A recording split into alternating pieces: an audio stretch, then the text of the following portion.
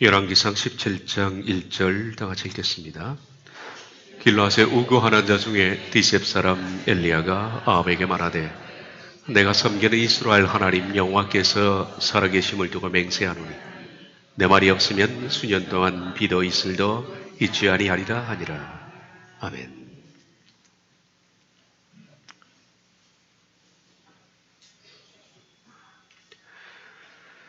(1861년도) 미국의 남북전쟁이 벌어졌습니다. 그것은 노예 제도를 두고 벌어진 치열한 전쟁이었습니다. 당시 미국은 19개의 비노예주가 있었고, 그리고 노예 제도를 지지하는 15개 남부가 있었습니다. 19개 대 15개의 싸움이었습니다. 그런데 그 이전에도 노예 제도의 부당성과 잔인성에 대해서 사람들이 조금씩 인식이 확산되어 가고 있었는데, 어느 한편 소설 때문에 이 소설로 인해서 남북전쟁이 발발하게 된 겁니다. 톰 아저씨의 오두막집이라는 소설입니다. 1852년, 그러니까 남북전쟁이 발발하기 9년 전에 발표된 톰 아저씨의 오두막이라는 한 편의 소설이 남북전쟁을 일으킨 도화선이 된 겁니다. 스토보인이 쓴 이 소설은 전쟁을 일으킨 소설로 역사에 기록되어 있습니다. 정작 이 작가인 스토보인은 자기가 쓴 소설에 대해서 이렇게 말합니다. 이 작품은 신이 쓰신 것이다. 나는 신의 말씀을 글로 옮긴 것에 불과하다 라고 말했습니다. 역사가 지나고 나서 보니까 스토보인의 그 말이 사실이었다라는 생각이 듭니다. 노예 상인들에 의해서 끌려온 흑인 노예 톰. 근데 이 톰은 하나님을 경외하는 크리스찬이었습니다. 비록 그는 노예의 신분이었지만은 그의 내면은 신앙심 때문에 상당히 부유했고, 그리고 당당했고 풍요로움으로 가득 차 있었습니다. 그런데 톰 속에 있는 노예이지만은 당당함과 부유함과 내면의 풍요로움, 이것이 주인 레그리를 미치게 만드는 겁니다. 레그리의 눈에는 톰의 그런 모습이 건방짐으로 비춰졌습니다. 그래서 더욱더 잔인하게 채찍을 휘둘렀습니다. 톰을 비참하게 굴복시키기 위함이었습니다. 어느 날 주인 레글리가 미쳤습니다. 미쳐 날뛰어서 악마같이 채찍을 휘둘러서 온몸을 구타당한 톰에게, 톰이 레글리에게 이렇게 말을 합니다. 비록 나의 몸은 당신에게 팔려왔지만은 내 영혼만은 하나님의 것입니다. 톰의 그 말에 주인 레글리는 두려움 같은 것을 느낍니다. 바로 이 부분에 대해서 톰 아저씨의 오두막에 나오는 내용의 일부를 읽어드리겠습니다. 불쌍한 톰은 주인의 잔인한 채찍 밑에서 몸부림쳤다. 그러나 전에도 그랬듯이 채찍은 톰의 겉사람만 쓰러뜨릴 수 있었을 뿐 속사람은 쓰러뜨리지 못했다. 톰은 묵묵히 순종했지만 그 주인 레글리는 이 노예에 대한 자기의 힘이 사실 아무것도 아니라는 사실을 감출 수 없었다. 톰이 오두막집으로 돌아간 뒤 레글리가 그의 말머리를 돌렸을 때 갑자기 그의 어둡고 사악해진 영혼을 가로지르는 한 줄기 양심의 선광이 그 압제자의 마음속을 뚫고 지나갔다. 레글리는 자신과 톰 사이에 있는 존재가 하나님인 줄 알았다. 그는 톰이 두려워지기 시작했다. 노예지만은 두려움을 느끼는 겁니다. 노예 속에 있는 그 마음 때문에 두려움을 느끼는 겁니다. 이 스토부인의 톰 아저씨의 오두막에 등장하는 노예 톰과 주인 레글리의 같은 모습을 우리들은 열왕기상 17장 1절에서 발견하게 됩니다. 길르앗에 우거하는 자 중에 디셉 사람 엘리야가 아합에게 말하되 내가 섬기는 이스라엘 하나님 여호와께서 살아계심을 두고 맹세하노니 내 말이 없으면 수년 동안 비도 이슬도 있지 아니하리라 하니라. 어느 날 사마리아 왕궁에 한눈에 보기에도 촌놈 같은 한 사람이 불쑥 나타났습니다. 당시 일반 백성들은 왕을 감히 아련할 수는 없었습니다마는 그 촌놈은 이렇게 말합니다. 나는 선지자다. 그리고 왕에게 할 말이 있어 왔다라고 말합니다. 선지자라는 말 때문에 이 말을 들었던 문지기 수비수가 왕에게 전달합니다. 아합은 계기를 듣고 접견을 허락했습니다. 수비대 그 사람이 말하기를 지금 왕궁에 찾아온 선지자라는 분이 티셉 출신이라 그러는데 왕은 아무리 생각해도 티셉이 어느 동네에 있는지 생각도 나지 않았습니다. 잠시 후 한 촌놈 냄새가 물씬 풍기는 남노한 한 사람이 왕 앞에 섰습니다. 당시 아합 왕은 말씀드린 것처럼 정치, 경제적으로 그는 이스라엘을 가장 부강한 나라로 만들었습니다. 백성들에게는 칭송을 받았습니다. 강력한 왕권 확립으로 많은 사람에게 두려움의 대상이 되었습니다. 그런데 감히 한 촌놈이 왕 앞에 섰지만은 그는 왕을 두려워하는 기색이 전혀 없었습니다. 엘리야후라는 이름을 가졌습니다. 엘리야후라는 이름의 뜻은 여호와는 나의 하나님이시다 라는 이름의 뜻처럼 이 엘리야후는 전혀 기죽지 않는 모습을 하고서 당당히 왕 앞에 섰습니다. 그리고 왕에게 윽박지르듯이 엄청난 선언을 합니다. 내가 섬기는 이스라엘 하나님 여호와께서 살아계심을 두고 맹세하노니 내 말이 없으면 수년 동안 비도 이슬도 없을 것이요. 이것은 독설보다도 무서운 선언이었습니다. 수년 동안 비는커녕 수증기조차도 없을 것이라는 말입니다. 이 촌놈의 입에서 쏟아지는 말은 도저히 왕이 믿기지 않는 그런 얘기였습니다. 지금 이 나라가 이른 비와 늦은 비가 얼마나 정확하게 내리는지 한 번도 어김이 없었습니다.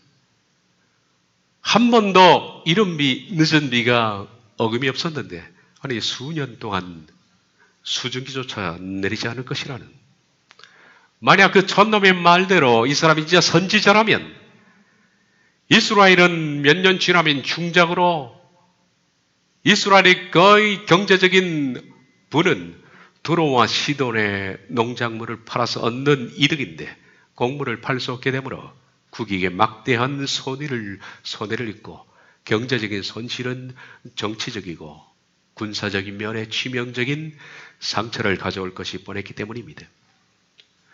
도대체 이 티셉 촌놈은 누구인가?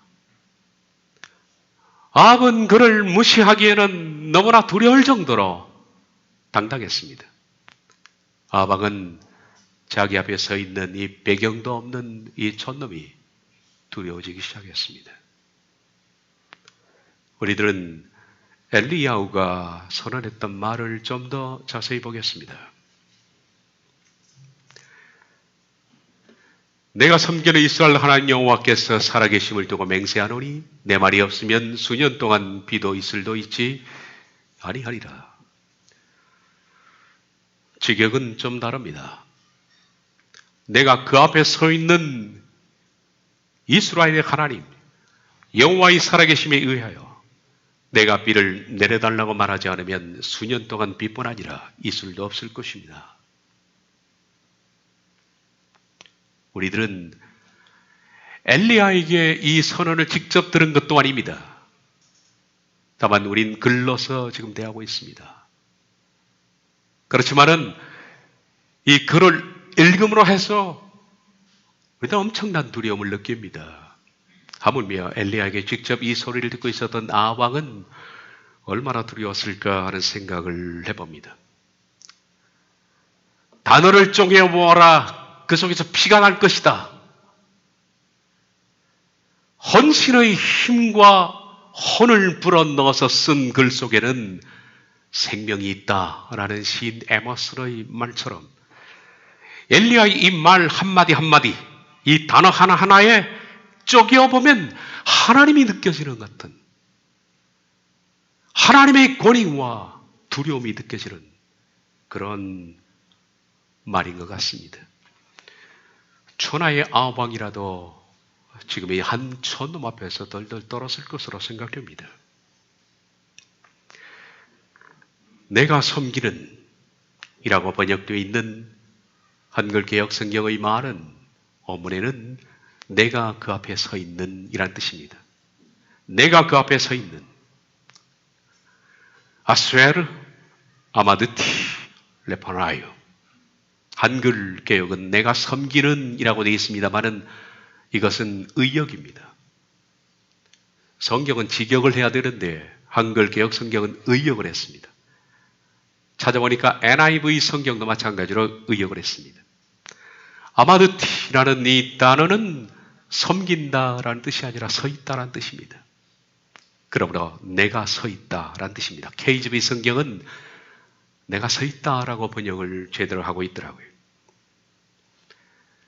나는 하나님 앞에 서 있는 자다. 이런 표현은 마치 하나님의 명령을 기다리기 위해서 하나님 앞에 서 있는 엘리야의 모습을 떠오르는 성경적인 표현입니다.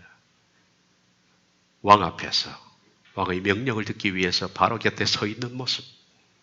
성경에는 이런 모습을 표현하고 있죠. 누가복음 1장 19절을 보면 나는 하나님 앞에 서 있는 가브리엘이라 이 좋은 소식을 전하여 네게 말하라고 보내심을 받았노라.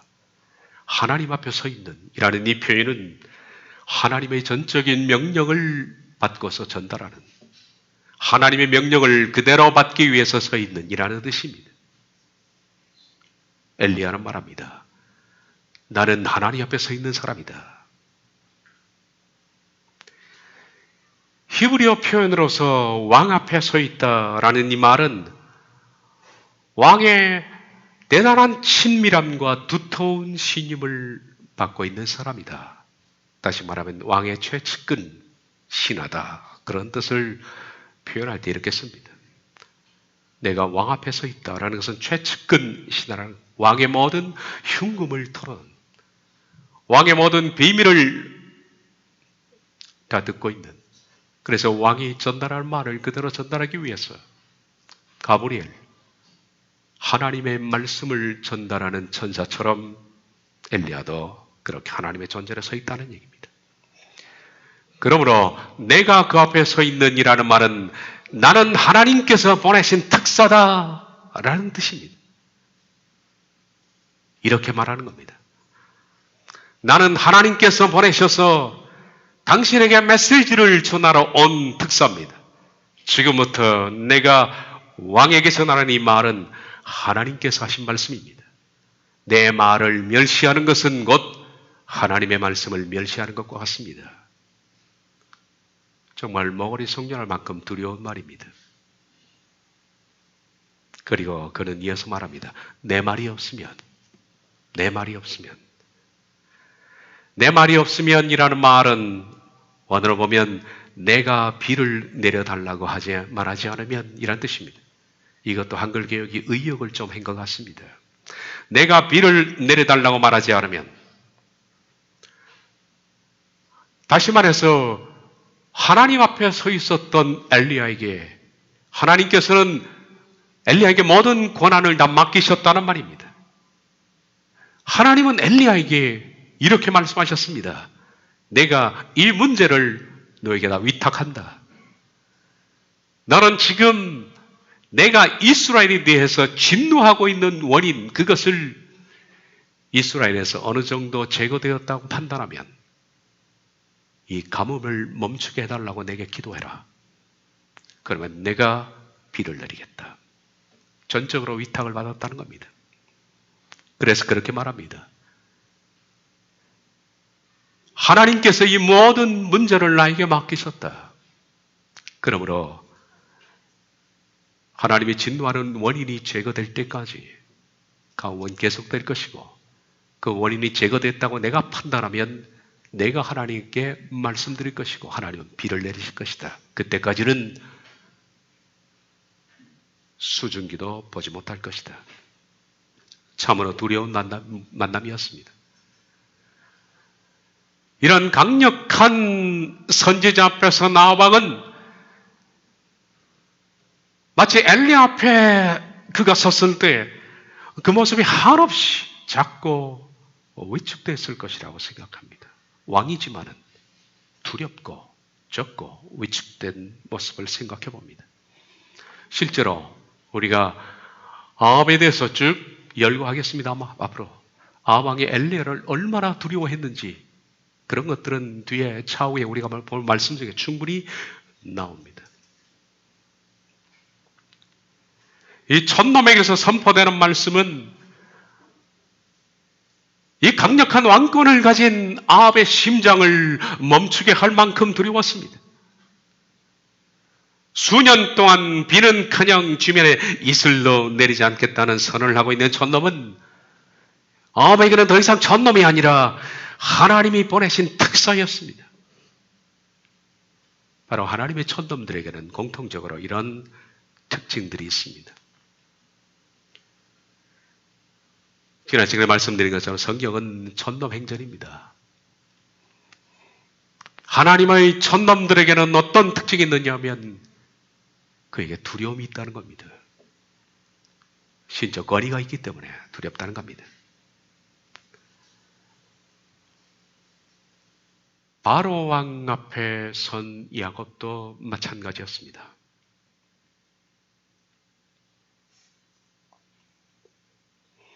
요셉이 자기 아버지 야곱을 인도하여 바로 앞에 서게 하니 야곱이 바로에게 축복하며 바로가 야곱에게 묻되 네 나이가 얼마냐?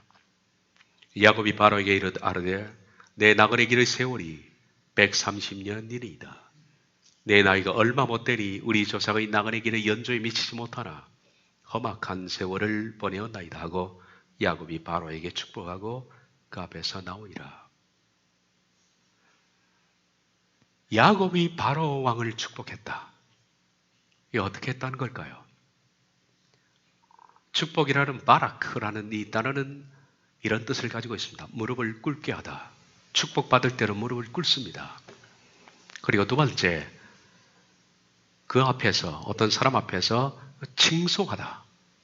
높이다. 어떤 대상을 높이다. 칭송하다. 뭐 그런 뜻입니다. 물론 바로가 야곱 앞에 무릎을 꿇었다는 그 뜻은 아닌 것 같습니다. 전 세계의 주권자가 처음 보는 130세 늙은이 앞에 무릎을 꿇을 일은 없겠죠. 그렇다면 저는 이렇게 생각합니다. 이 바라크라는 이 단어를 볼 때 야곱이 바로 앞에 서서 대뜸 하나님의 은혜를 칭송했다. 그렇게 생각하면 됩니다. 그런데 이건 역시 바로 왕의 마음을 몹시 상하게 하는 것이다 라고 생각합니다. 왜냐하면 대부분의 사람들은 천하를 군림하는 바로 왕 앞에 서면 일단 머리를 들지 못합니다. 너무 두렵기 때문에. 그 왕의 주권에 앞덤이어서 머리를 들지 못하고 감히 말도 제대로 하지 못할 겁니다. 그리고 지금이 어떤 상황입니까? 바로가 선처를 베푸는 겁니다. 요셉의 가족들에게 지금 편안하게 이 흉년을 지낼 수 있도록 도와주겠다고 선처를 베푸는, 그래서 가족들을 초청하는 장면입니다. 누가 누구에게 감사를 해야 되겠습니까? 야곱이 바로에게 감사를 해야 됩니다. 어떻게 전 세계의 통치자이신 왕께서 미천한 우리의 가족들을 돌봐주시겠다고 합니까? 정말 감사할 따름입니다. 해도 부족한 판국인데. 바로를 칭송해야 마땅합니다. 야곱은 바로의 업적과 왕되심을 칭송해야 마땅한데 130세나 된 늙은이가, 그는 평생 목축을 했기 때문에 베두인처럼 온 얼굴이 시커멓게, 피부는 늙어서 쭈글쭈글한 노인이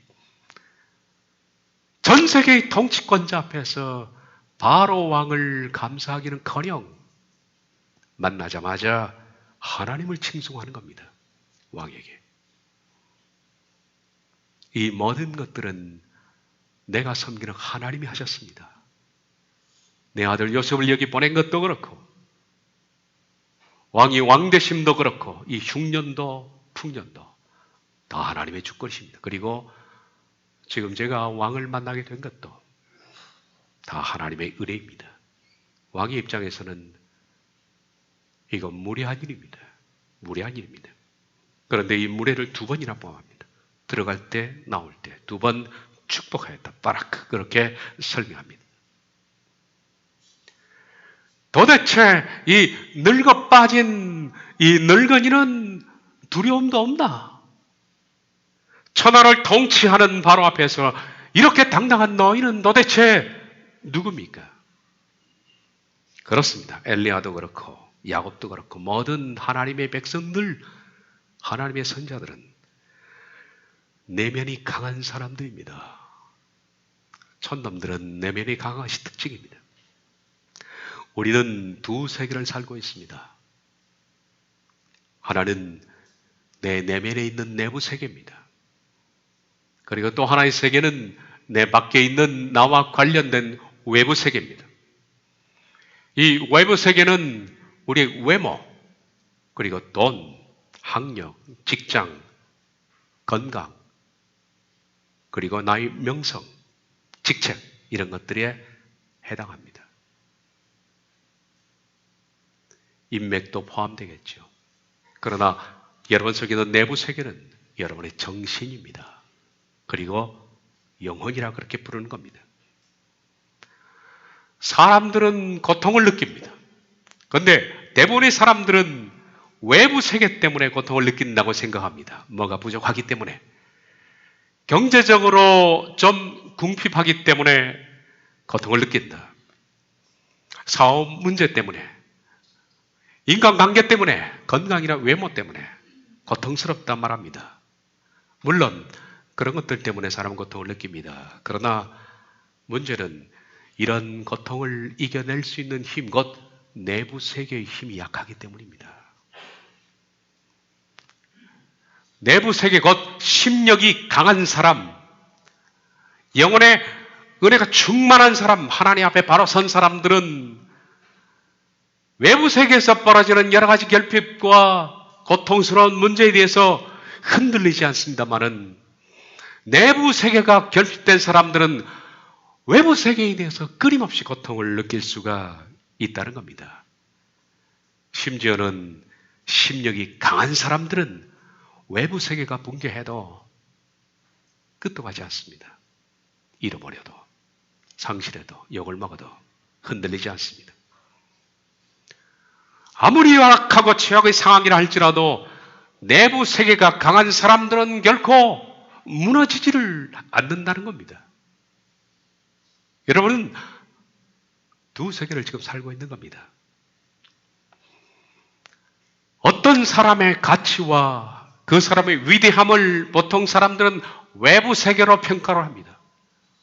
얼마나 가졌고, 얼마나 배웠고, 얼마나 직책이 있고, 얼마나 생겼는가.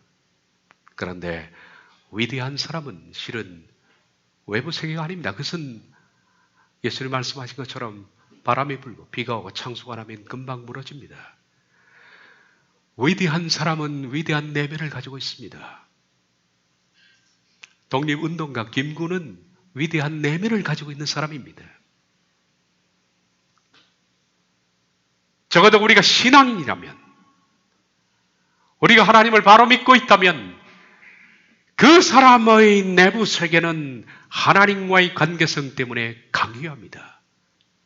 세상 사람들은 심력이 강하다 하지만 영혼이 강해야 합니다. 요동하지 않고 시냇가에 심은 나무가 계절을 쫓아 과실을 맺는 것처럼 요동하지 않는 겁니다. 교인은 위대한 내면이 없습니다. 그러나 성도는 위대한 내면이 있는 겁니다. 그러므로 교인들은 바람이 나는 겨와 같습니다. 외부 세계의 흔들림에 따라서 금방 감정이 돌출되고 감정이 변하고 화를 내기도 하고 쉽게 낙심하고 쉽게 무너지기도 합니다. 아주 약한 내면을 가진 사람입니다. 그러나 성도는 내면이 강한 사람입니다. 흔들리지 않는 겁니다.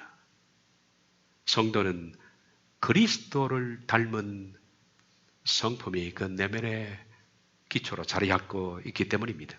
그런데 이 내부 세계는 한순간에 만들어지지 않습니다. 어떻게 내부 세계가 한순간에 만들어집니까? 우리가 외부 세계를 만들다 하더라도 많은 시간들이 소요됩니다. 어릴 때부터 공부를 해서 지식의 탑이 자라서 마침내 지식의 최고봉에 이르는 겁니다. 책 몇 권 읽었다고 지식의 정상에 오르는 것은 아닙니다. 외부 세계도 많은 노력과 애씀과 평생을 걸친 수고가 들어있는 겁니다. 거저 성공한 것은 아니죠. 거저 그 자리에 오른 것은 아닙니다. 거저 그 사람 속에 그런 것이 깨달아진 것은 아닙니다. 외부 세계를 이루는데도 많은 시간과 노력과 애씀이 필요한데 내부 세계는 더합니다. 내부 세계는 결코 한순간에 만들어지는 것이 아닙니다. 그것은 전 삶을 통해서 아주 조금씩 어릴 때부터 축적된 것이 조금씩 만들어져 나가는 세계가 내부 세계입니다. 우리 그리스도인들은 매일같이 나의 옛자아를 죽이고 자기 십자가를 지는 삶을 연속적으로 살 때 그런 것들이 하루가 되고 이틀이 되고 한 달이 되고 1년이 되고 10년이 되고 수십 년이 진행되면서 조금씩 마치 종류석이 자라는 것처럼 그렇게 축적되어서 마침내 자기 삶의 열매로 갖는 것이 내부 세계입니다. 그러므로 한순간에 만들어진 내부 세계가 아니기 때문에 한순간에 붕괴도 되지 않습니다. 내부 세계가 강한 사람은 결코 한순간에 칼을 들이대고 그 사람의 목숨을 위협하고 상황이 망가져도 결코 변하지 않는 것은 전 삶을 통해서 만들어졌기 때문입니다. 매 순간 자기 부인과 내적 죽음을 경험함으로써 조금씩 만들어지는 것이 그래서 결과론적인 성품이 내부 세계입니다. 현대인들은 이 내부 세계가 참으로 빈약합니다. 참으로 빈약합니다. 다시 말해서 이 내부의 힘으로 실은 외부를 움직여야 합니다. 그런데 외부 세계를 움직일 힘이 없는 겁니다. 현대인들의 대부분은 자신의 세계관, 외부 세계에 집중되어 있기 때문에 내부 세계를 건축하는 데는 참으로 약합니다. 그런 것들은 눈에 보이지 않는 겁니다. 누가 알아주는 것도 아니고 돈이 되는 것도 아니고 칭송받는 것도 아니기 때문에 거의 무시당하고 살고 있는 겁니다. 그래서 자기의 속은 빈약합니다. 홀로 있는 시간 많이 우울하고 힘들고 바람의 곁처럼 쉽게 흔들리고 작은 소리도 민감하고 자주 분노하고 자주 상심하고 자주 변하고 자신의 내면의 쉼이 약하다는 증거입니다. 그래서 현대인들은 쉽게 포기합니다. 너무 쉽게 포기하고 너무 쉽게 좌절하고 너무 쉽게 일이 잘 되면 교만하고 쉽게 분노하고 쉽게 다투고 그리고 너무 짧게 생각하고 결론을 내리는 얄팍한 성품의 소유자 오늘 현대인들의 모습입니다. 그러나 촌놈일수록 내부 세계가 강한 겁니다. 성경에 있는 사람들 보십시오. 흔들림이 없습니다. 어떤 외부 세계의 변화에도 그들은 전혀 요동하지 않습니다. 우린 이런 사람을 하나님의 백성이라 그렇게 부릅니다. 하나님의 백성은 그렇게 만들어져 나가는 사람들입니다. 왜 하나님께서 이 천구석 길르앗이라는 것 이것도 끝없이 펼쳐진 농토인데 그 농지 가운데서도 저 구석에 산간지방에 있는 티셉이라는 동네 거기서 엘리야후라는 사람을 스카웃 하셨을까요? 왜 그랬다고 생각합니까? 예루살렘 도시에는 학식이 뛰어난 사람도 많고 율법에 정통한 학자들도 많고 소위 궁중에는 날고 기른 선지자들이 즐비합니다. 하나님이 사람이 없어서 그랬을까요? 왜 그 전동네에서 이 엘리야를 스카웃했을까? 그것이 바로 촌놈의 비밀입니다. 그것은 촌놈들은 내부 세계가 강하기 때문에 아합을 맞서도 기가 죽지 않는 겁니다. 그리고 우리가 나중에 보겠습니다마는 850대 1로 맞서도 촌놈은 위축되지 않습니다. 내면이 강한, 내부 세계가 강한 사람, 바로 그것은 광야에서 만들어지기 때문입니다. 내부 세계는 광야에서 만들어집니다. 그래서 하나님께서는 광야의 사람 엘리야를 스카웃을 하신 것이죠.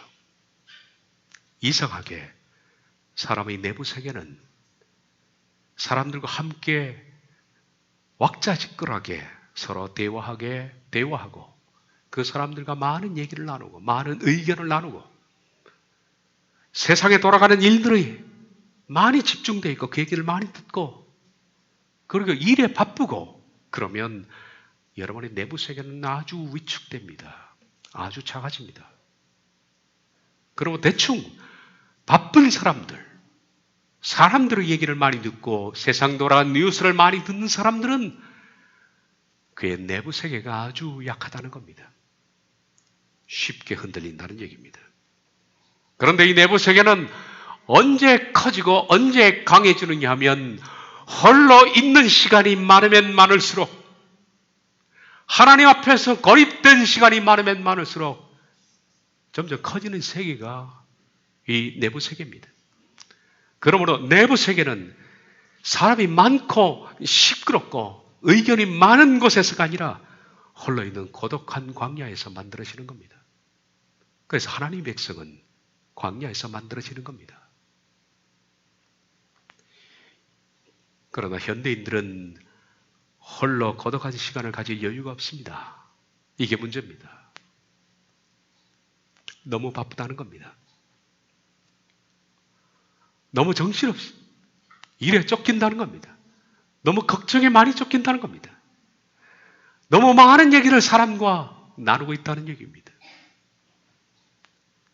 사람의 내면의 힘은, 그래서 그 외부 세계를 이해할 수 있는 힘은 홀로 있는 광야에서 만들어지고 하나님은 이스라엘 백성들을 그래서 광야에 집어넣는 것부터 시작해서 이스라엘 백성들을 훈련시킨 겁니다. 완전 고립된 곳에서. 광야, 곧 물이 없는 곳, 건조한 곳, 뱀과 전갈이 득실거리는 곳. 거기서 하나님께서 내 백성을 만나신다. 홀로 하나님 앞에 서 있는 시간. 이 세상 모든 것들에 대해서 그 소리를 끄고 골방에 들어가서 하나님 앞에서 나 내려놓고 홀로 있는 그 시간을 통해서 거인들은 조금씩 만들어지는 겁니다. 하루 종일 아침부터 눈을 뜨면 저녁까지 일에 쫓기고 돈벌이에 쫓기고 돌아서 TV에 마음을 다 뺏기고 잠무에 시달리고 자면서까지 걱정 염려를 하고 나머지 시간 핸드폰, 인터넷에 시간을 다 뺏기면서 어떻게 우리 속이 자라날 수 있다고 생각합니까? 빈약한 겁니다. 아주 빈약한 겁니다.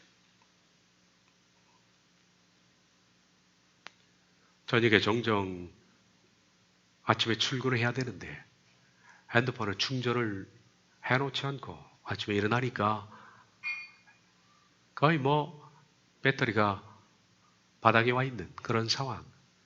핸드폰 들고 그냥 출근합니다. 그러면 종이 다 꺼지죠. 마찬가지로 내면의 세계가 지금 배터리 용량이 완전히 바닥인데 사람들은 그냥 출근을 하는 겁니다. 버텨내는 거죠, 그냥.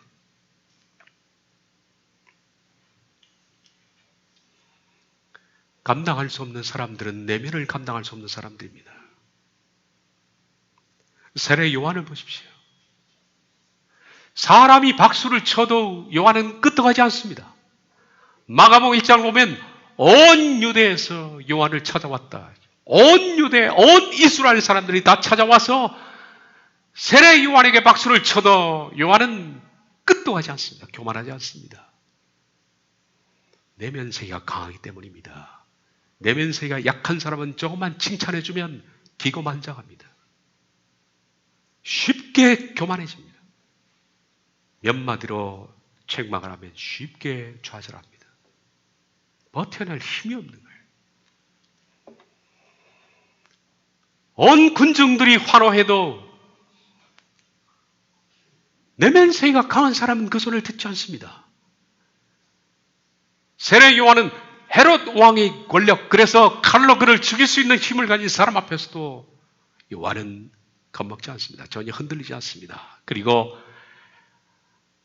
헤롯 왕의 실제적인 권력자인 부인 헤로디아를 향하여 요한은 저 여우라고 그렇게 불렀습니다. 저 여우에게 가서 말해라. 이 나라를 망치고 있는 여우. 감당할 수 없는 사람입니다. 신앙인은 감당할 수 없는 사람이 되어야 합니다. 외부 세계의 압력이나 위협, 박수에도 요동하지 않는 사람. 세례 요한은 어떻게 만들어졌을까요? 그의 별명은 늘 사나이였습니다. 그는 늘 사나이였습니다. 홀로 들판에서 하나님 앞에 서서 그의 영혼이 강해진 겁니다. 아무도 없는 광야, 고독한 장소에서 하나님 앞에 홀로 섰습니다. 거기서 그의 내면은 하나님으로 가득 차기 시작했고, 이 세상의 왕의 권력도 칼도 경제도 모든 것도 요한의 마음속에 전혀 어떤 두려움도 심어주지를 못한 겁니다. 이런 사람이 두려운 거예요. 정작 두려운 사람은 이런 사람입니다.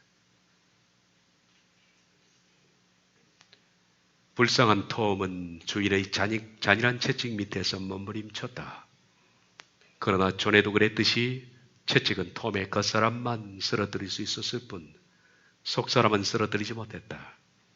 톰은 묵묵히 순종했지만 그 주인 네글리는 그 노예에 대한 자기의 힘이 사실 아무것도 아니라는 사실을 감출 수 없었다. 톰이 오두막집으로 돌아간 뒤 네글리가 그의 말머리를 돌렸을 때 갑자기 그의 어둡고 사악해진 영혼을 가로지르는 한 줄기 양심의 섬광이 그 압제자의 마음속을 뚫고 지나갔다. 네글리는 자신과 톰 사이에 있는 존재가 하나님인 줄 알았다. 그는 톰이 두려워지기 시작했다. 이 시대 교인들은 너무 얄팍합니다. 너무 쉽게 외부 세계가 붕괴합니다.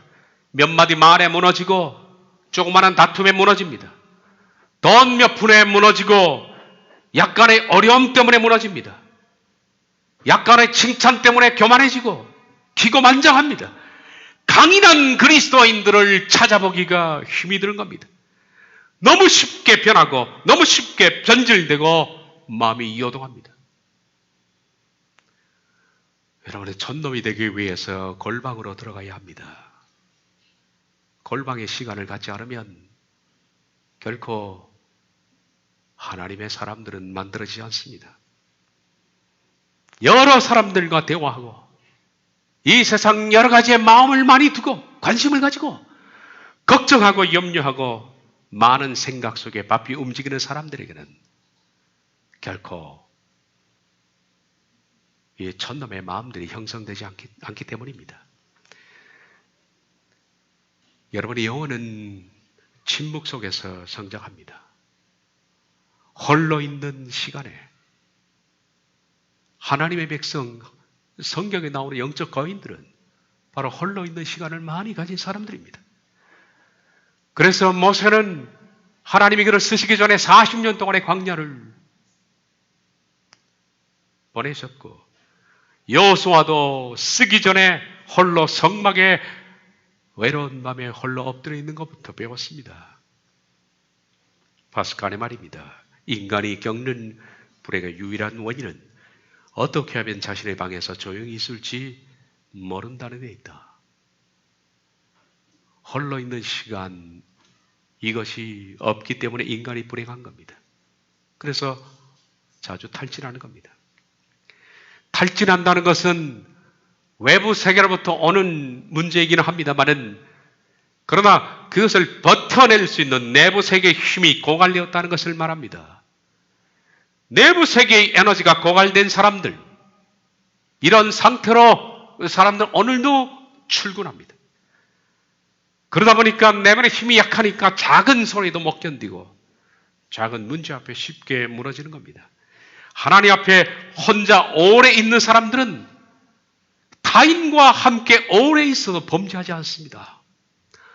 홀로 있는 시간이 오랜 사람은 같이 있어도 결코 말로 실수하거나 범죄하거나 유혹에 직면하지 않습니다.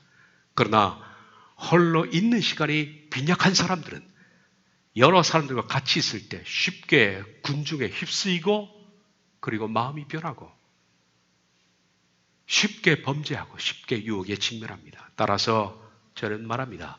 홀로 있는 시간이 없는 사람은 같이 있는 것도 거절하십시오. 왜냐하면 범죄가 되기 때문입니다. 침묵을 배우지 못한 사람은 말수를 줄여야 합니다.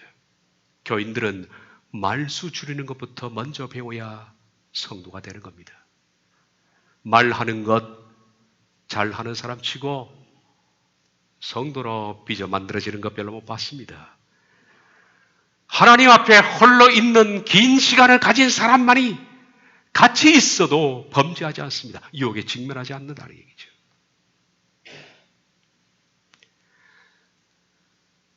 내가 그 앞에 서 있는 이스라엘 하나님 여호와의 살아계심에 의하여 내가 비를 내려달라고 말하지 않으면 수년 동안 비뿐만 아니라 이슬도 없을 것입니다.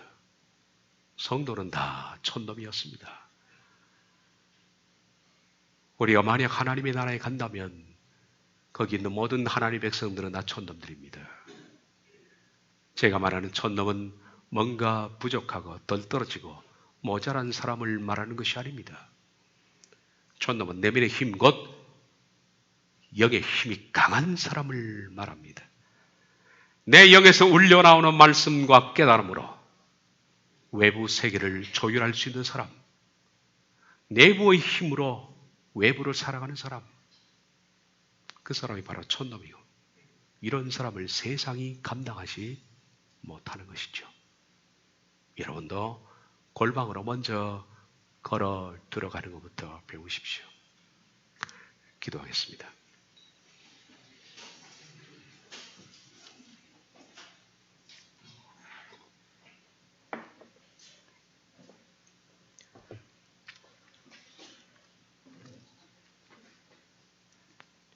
하나님의 말씀과 하나님의 뜻과 하나님의 법도를 먼저 골방에서부터 배워나가는 우리가 되게 해주시옵소서. 너무나 많은 사람들이 골방을 잃어버렸습니다. 예수님께서도 말씀하기를 너희는 골방으로 돌아가라. 그리고 이렇게 기도해라. 하늘에 계신 우리 아버지여, 골방으로 먼저 들어갈 것을 말씀하셨듯이 오늘 우리들의 가장 문제는 우리 내부에 이 골방의 시간이 없다는 것이 문제입니다. 성도로 만들어져 나가기를 원하는 모든 이들이 이 골방의 시간을 갖게 해 주옵소서.